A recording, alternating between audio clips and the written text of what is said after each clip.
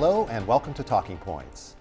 I'm Dave Kelly, Director of Advanced Media Production at Cal State Long Beach. Today we're going to talk about the ever-changing landscape of college sports. My guest today is Andy Fee, Executive Director of Athletics here at Long Beach State. Welcome, Andy, and thank you for joining us on Talking Points. Excited to be here, Dave. Well, it goes without saying that anyone who follows college sports knows that there is a lot of activity going on and a number of different issues. We're going to talk about those issues today. What's on the top of everyone's mind at the moment, of course, is conference realignment within the major power conferences, and we will get to that. But I want to start with something else, which is also very important in terms of how teams recruit, rebuild, and reload these days, and it's called the transfer portal, the NCAA transfer portal.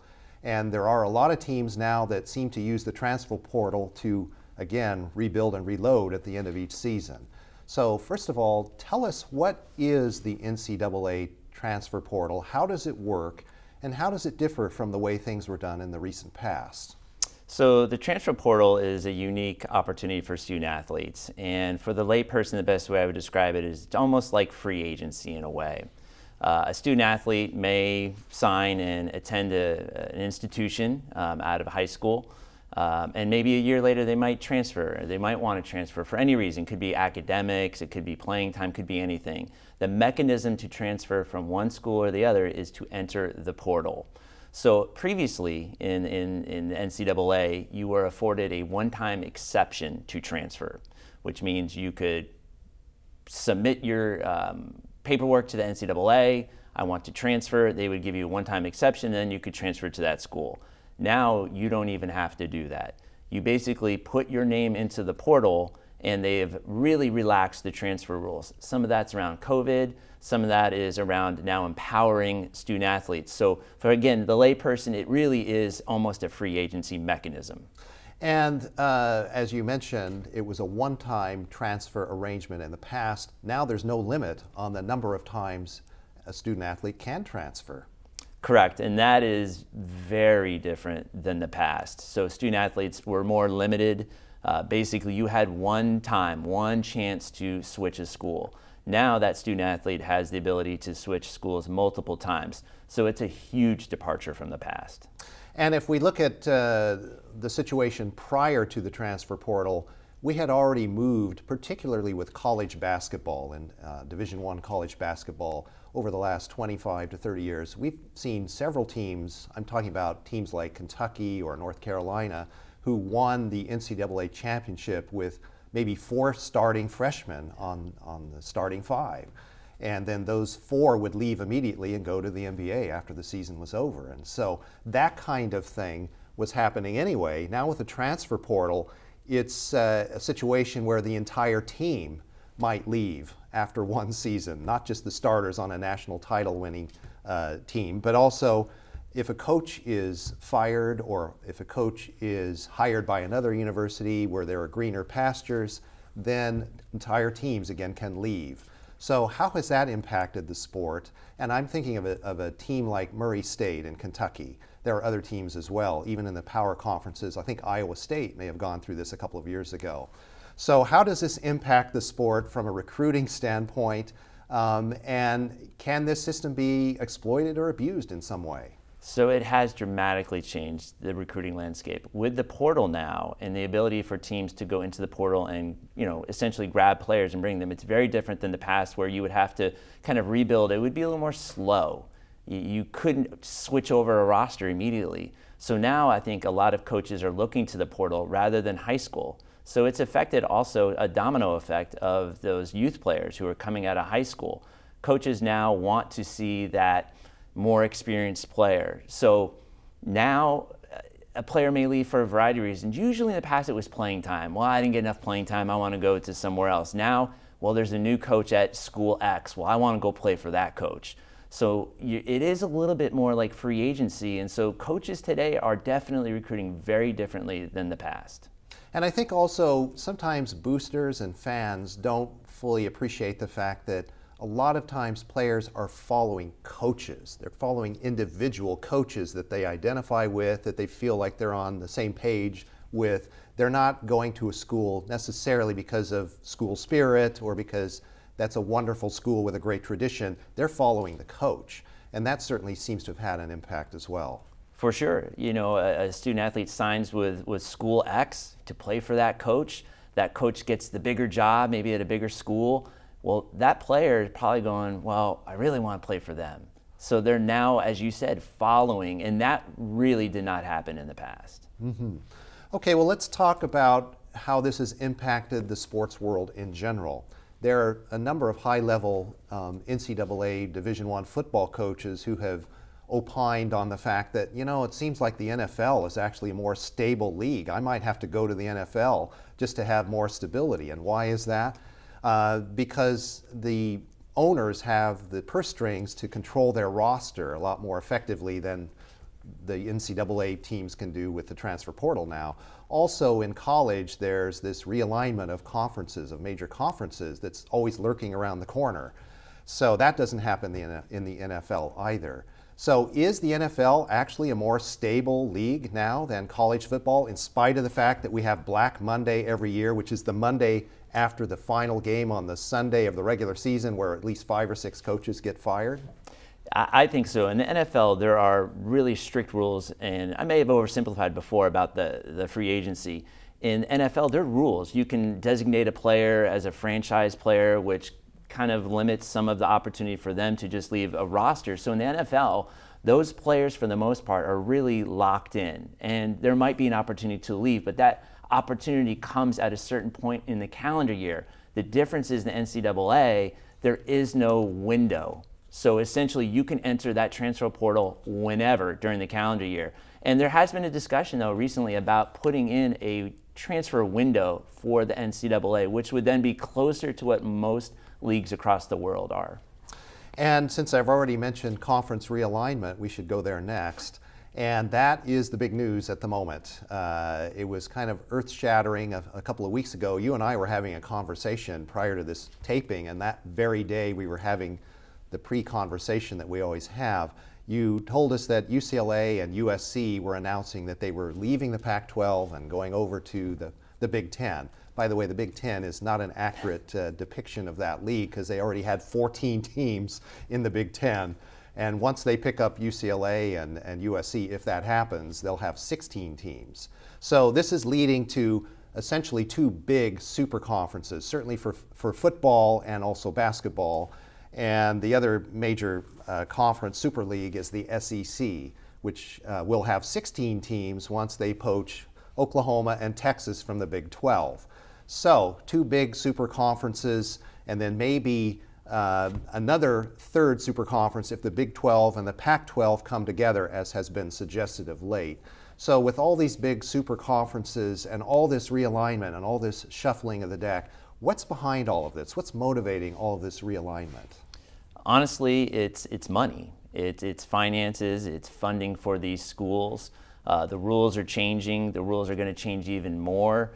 We have name, image, likeness. We have all of these things now, which have opened up and in a way are good, right? But there's sometimes unintended consequences of those decisions. So I think one of those is name, image, likeness.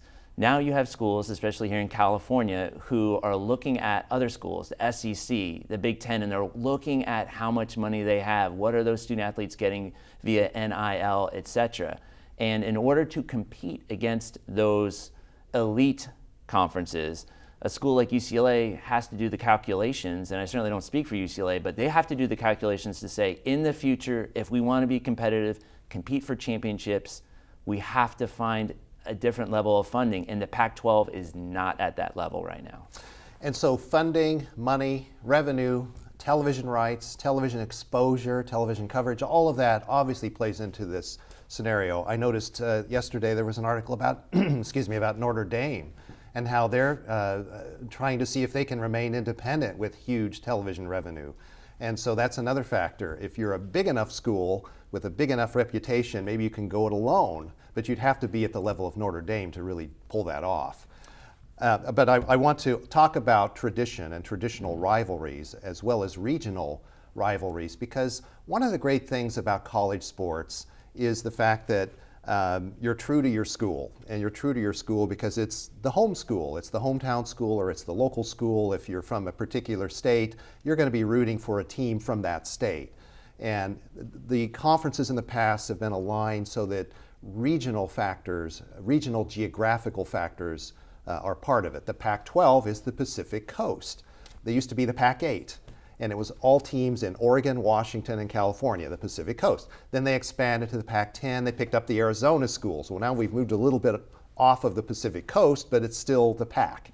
Okay, then we expanded to the Pac-12, which brings in Colorado and Utah. It's a long way from Boulder to the Pacific Ocean, but nonetheless, it was still at least a Western kind of regional arrangement. So what about that with geography and tradition and the stress on student athletes having to travel from the East Coast to the West Coast within the same league during a season?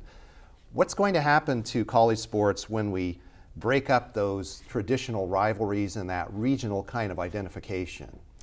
You know, I'm a Southern California guy, and I think of the Beach Boys song, "Be true to your school," as you said. And that's why I love college athletics. There's a pageantry to it, right? So as you said, now some of that may be dissipating and going away. It could be the future. It might be the future, but I think for most fans, that's what fills their tank when they think about their school. They think about that annual game if you're a UCLA fan against USC, or it could be Washington versus UCLA, and that's a big rivalry. If that goes away because you're blocking or splitting up the conferences, I think fans are going to be disappointed that they may not have the same thing. And again, unintended consequences of what's happening out there. But you know, that's what I've always loved about college athletics, is that pageantry, is that school spirit. Well, Andy, we've only got about a minute and a half before we go to the break, but I wanted to get into the name, image, likeness that you mentioned a moment ago, and that's something that's new. It's impacting the sport as well. So name, image, likeness, is this going to also kind of distort how recruiting is done, because student athletes are going to want to go where the biggest money is? What do you think? Definitely. Name, image, likeness is not meant to be an inducement for recruiting. But is that happening out there? Probably. But you're going to see student athletes looking at universities going, well, where can I maximize my name, image, likeness? So again, that's going to change what typically was a recruiting model. So more changes coming down the line. And with name, image, likeness, what kinds of dollars are we looking at? How much can student athletes make with that? You know, you're seeing some that are getting seven figures. I mean, millions of dollars. So the average student athlete, probably not there, but you could be talking tens of thousands of dollars and hundreds of thousands of dollars. Are we talking also about the power schools, athletes at the power schools? Are we going to see 5- and 6-figure contracts for people that aren't at power schools? Likely, I think at those schools you're going to see staff hired specifically to work in the name, image, likeness field, so to speak. And as a school, Long Beach State, we're a mid-major, we don't necessarily have the same funds to hire as much staff as a Power 5 school might. So yes, I think you're going to see those schools really leverage the ability to do that. And we need to go to the break at this point. When we come back from the break, we'll talk about the disparities between the Power 5 conferences and the mid-major leagues. Stay tuned.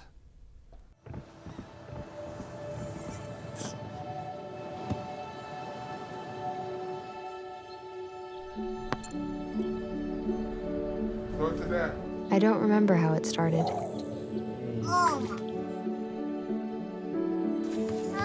Our back and forth. Victory. Fumble. Repeat. It always came back. Dad! Okay, here we go, throw it! Yeah. You probably don't remember what you told me, That was perfect. but I heard every word. Nice.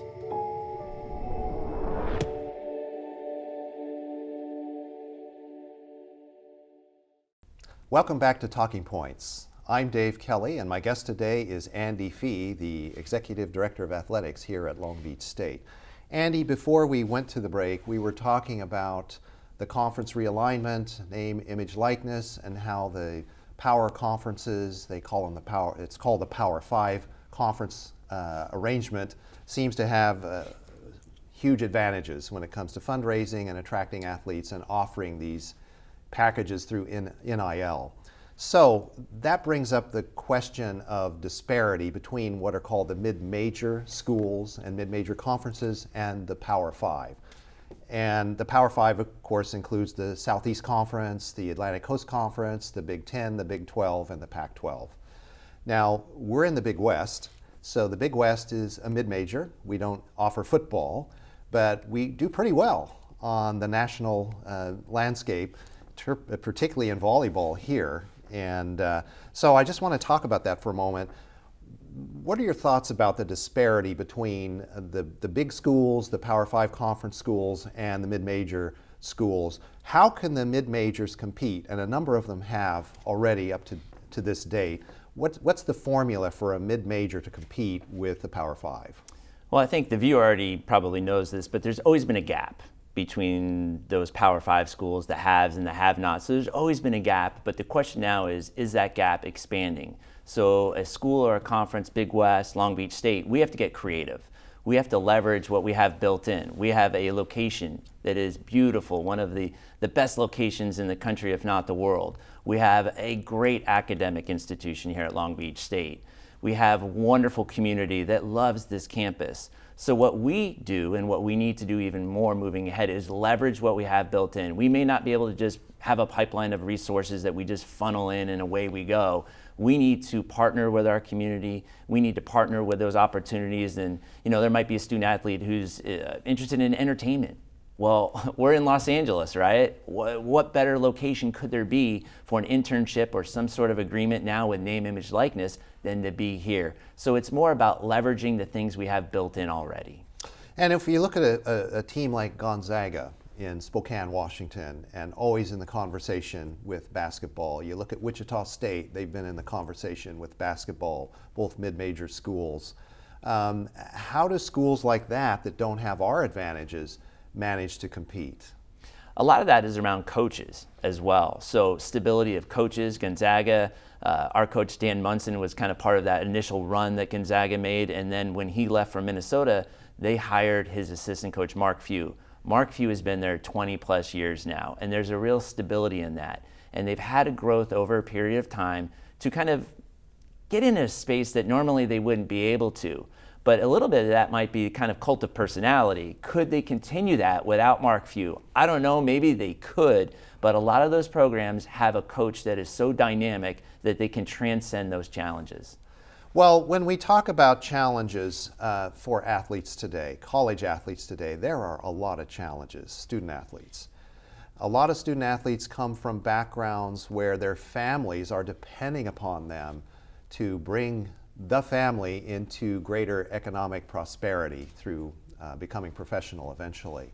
So let's talk about how that affects an 18, 19, 20-year-old college student who has all these expectations. What are some of the pressures that they're under?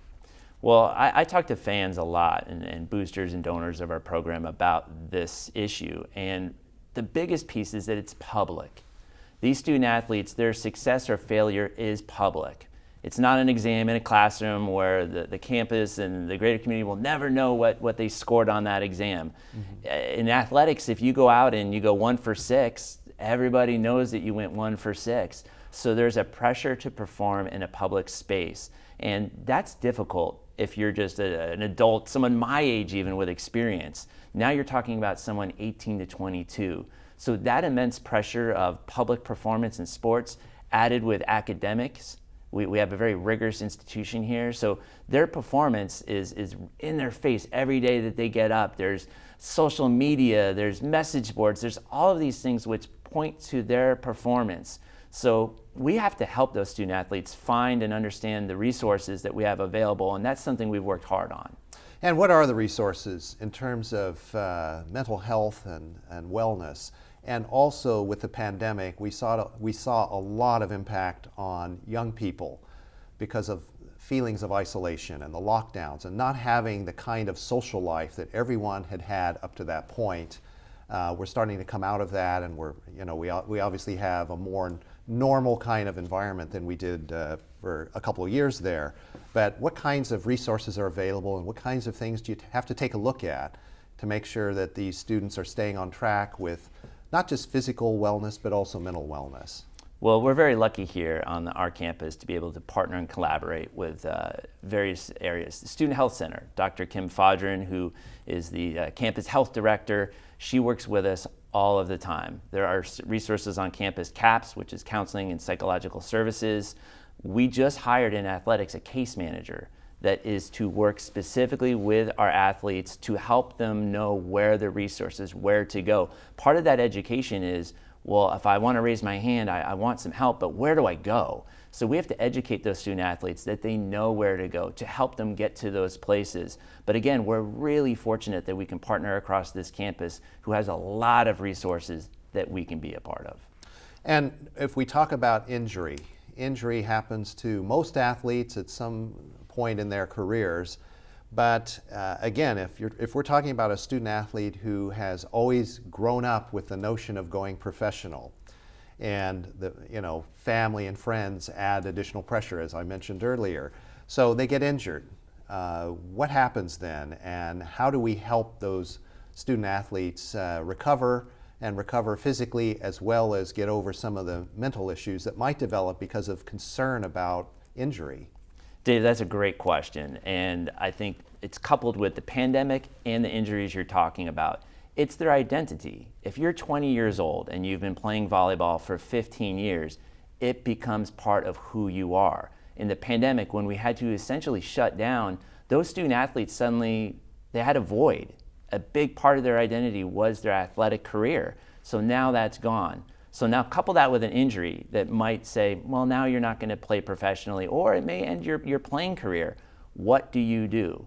But that's where we work in a holistic endeavor to kind of marry athletics and academics together so that you say to the student athlete, you go, if your career ended, what would you do? And make them think about those things. I mean, we don't want that to ever happen, but you have to consider that. And again, that's educating the student to say, hey, at some point, everybody's career ends. It might be high school, college, pro, but at some point in your life, your career is going to come to an end. Are you set up for success? Do you have a college degree? Do you have a plan? And that's what we've done quite well here under your tenure, I might say, because what's the graduation rate now amongst our athletes? It's about 90%. And that is fantastic.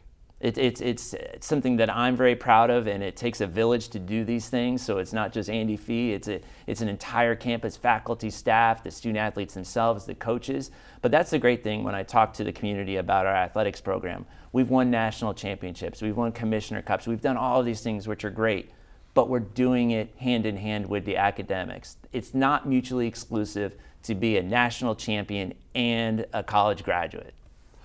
And the old concept of student athlete, as the ancient Greeks thought of it, was you need to have the physical exercise and activity in order for the mental part of your being to develop. So there is that natural marriage going way back to the original Olympics. So it's great that we're seeing that 90% graduation rate. I mean, the entire campus would love to have that. And so congratulations. Let's talk about Title IX, because we just experienced, or we're in the process of experiencing, the 50th anniversary of Title IX. What is Title IX? Why was it enacted, and how has it evolved?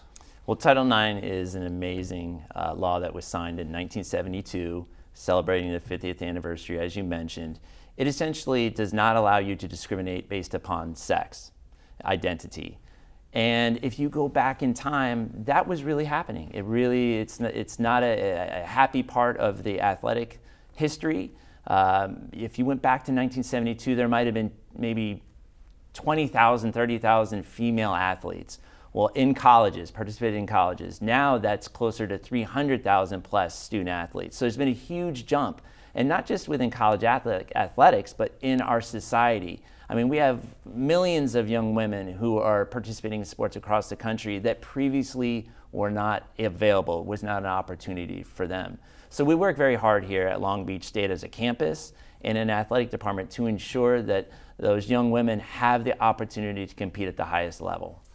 And, there's another complicating factor today, and that's with the advent of transgender athletes today.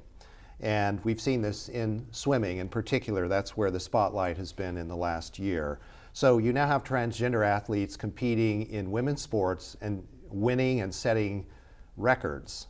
And there's been controversy about that. And it has renewed the debate about what is fair for women athletes, especially for those athletes that were born biologically as female. So what about that? What are your thoughts about that debate? It's a really difficult discussion. In one hand, we want to support everybody. We want to support any student athlete or student here on our campus. At the same time, you have the question about, well, what is fair?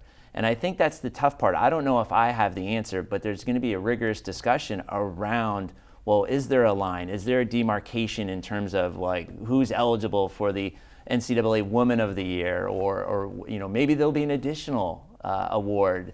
I don't know, but the issue right now is the NCAA is defaulting to those kind of sports federations in terms of what's allowed or not allowed. So we don't have an all-encompassing rule on this right now. And certainly that's one of the many issues, as we've been discussing in college sports, that we're experiencing right now, and it's being worked out in real time. So let's talk a little bit about the future and what the future holds for college sports. I can imagine that the first thing that comes to mind is the expansion of the Division I college football championship. Are we going to see an expansion of Division I college football playoffs? I think there will be an expansion, and the caveat with that, though, is will there be kind of automatic qualifiers into that? Meaning, does the Pac-10, 12, whatever it is, have an automatic means into an expanded playoff, or is it'll depend on what a committee says of who gets into this college football playoff? So is it a world where it's expanded, but now there's 6 SEC teams in the college football playoff system? I don't know, but there'll definitely be an increase in the college football playoff. And I think that the whole point of this realignment of super conferences is that not moving us in that direction? Correct. I mean, we could get to a point where, we were talking earlier about Power 5. Well, is it Power 2? Is it some sort of SEC and Big Ten? Maybe they're named something different, but is that really what we're looking at? I would wager probably that's very likely where we are headed. Well, Andy, we've got about 30 seconds left for the program. What are some other things that we should look forward to for changes in college sports in the future? Well, I think there'll be more empowerment of student athletes. So we talked about the portal a little bit. We talked about name, image, likeness. I don't know exactly what's out there, but I think we'll all be working and looking for opportunities to empower student athletes. And as we always say here, and I know my colleagues across the country, is we want to provide the best possible experience for that student athlete in the classroom and the field of competition. And on that note, Andy, I'm going to have to close out the program, but thank you for being here today. This has been a very enjoyable conversation. Thanks, Dave. Appreciate it. And thank you for joining us on Talking Points. Be sure to join us again soon for another episode. Until then, I'm Dave Kelly. Have a nice day.